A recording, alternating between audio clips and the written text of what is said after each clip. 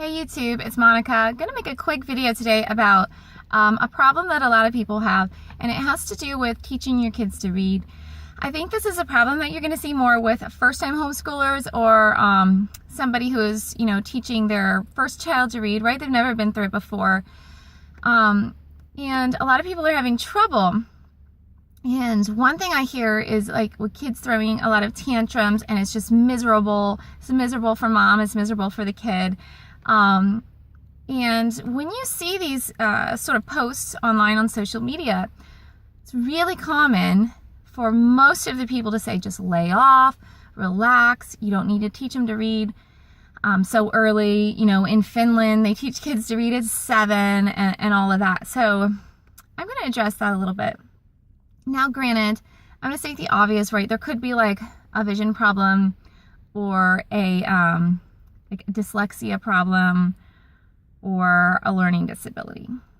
Okay? Anytime you proceed with your kids, you should assume there's something underlying their behavior, right? But what I find concerning is this idea that you should lay off.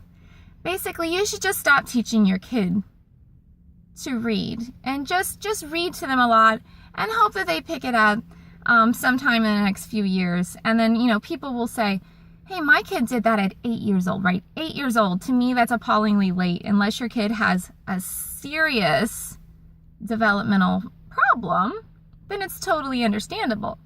If your kid is 8 years old and doesn't have a serious developmental problem or really bad dyslexia or something, then you have a discipline problem, most likely.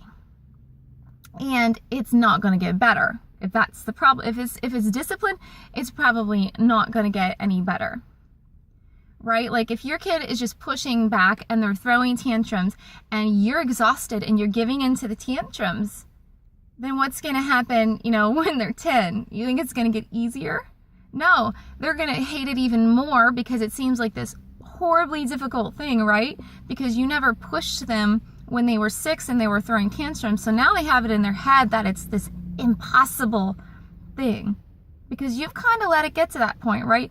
You let it get to the point to where they wouldn't do it. Now they think they can't do it because it has been so long. They kind of think they can't do it, and they're going to push back even more, even stronger. So here is my suggestion.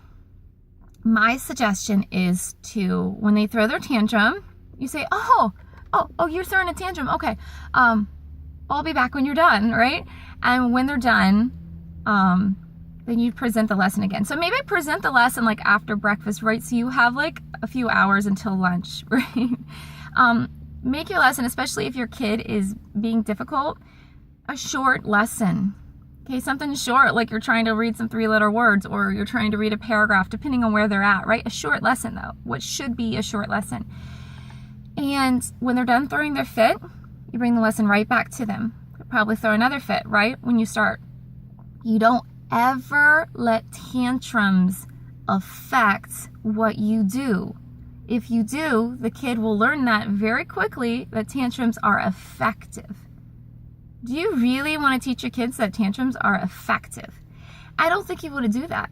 Every time they throw a tantrum and they're done throwing the tantrum, they calm down and they say, will you play a board game with me? You say, yes, but let's finish your reading lesson first. Oh, can I have some graham crackers?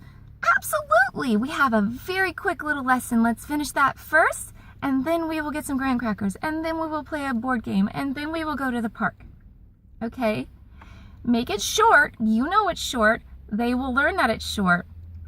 They will give up. You are bigger. You're an adult. You're calm. You're mature. I didn't say punish the kid. I didn't even say do timeout. I didn't say spank the kid. I didn't say call the kid stupid. I just said after their tantrum is done, you bring the lesson right to them. When they're negative, you ignore it. You don't have to be so affected by every little bit of negativity from your kid. And you're not serving your kid by waiting. So I'm going to go into the next, try to be sort of brief.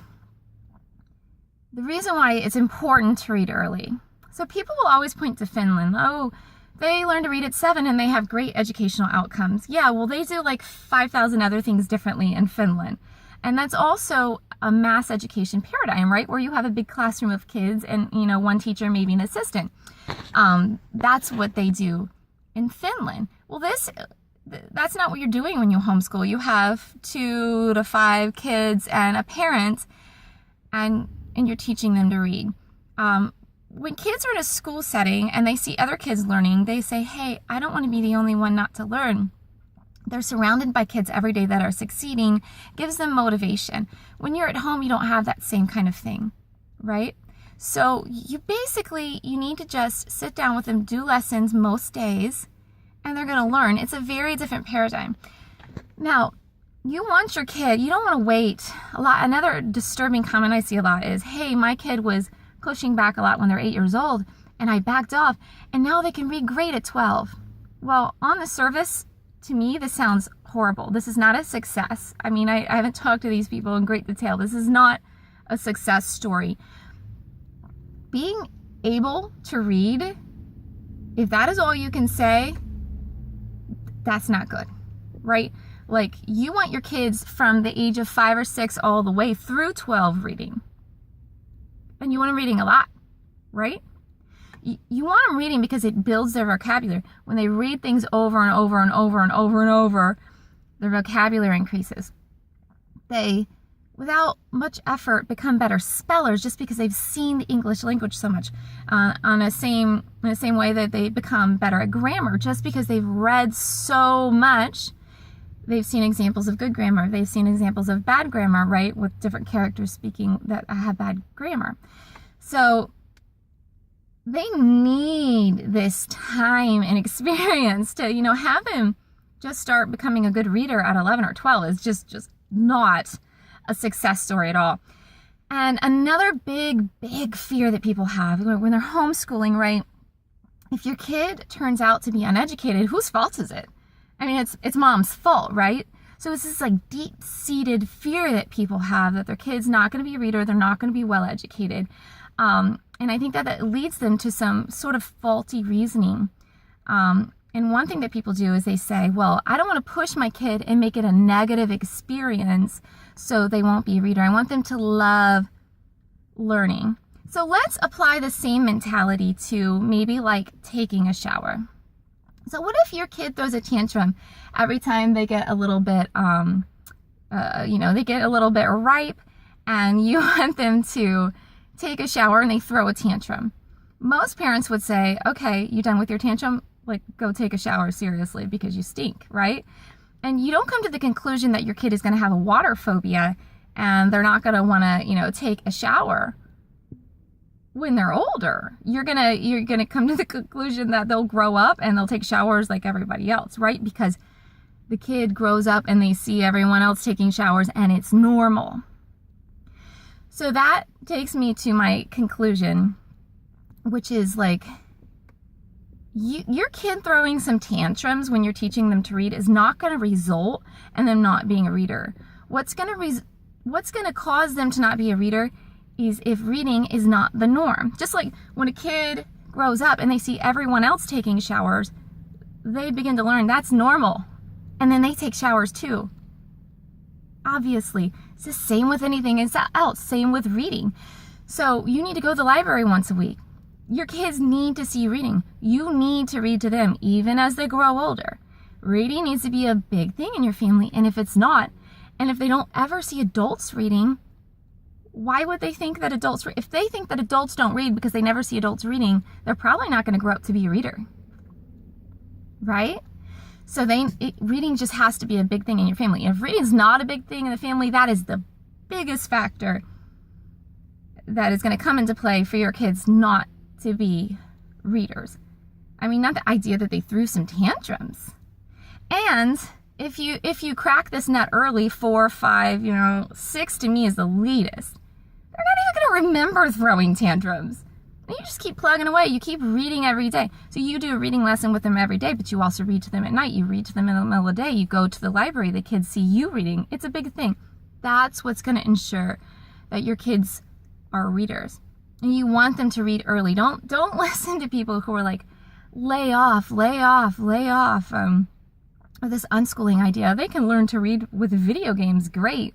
Like, that's, again, no success story. Just because your kid is capable of reading, they need to be a reader. They need to be well read. That is an important part of a good education. It doesn't mean that you're well educated, but it's kind of an essential component, like essential. So I hope that this was helpful to you. I hope it was some good food for thought. If you liked the video, please click thumbs up and please share. And have a great day.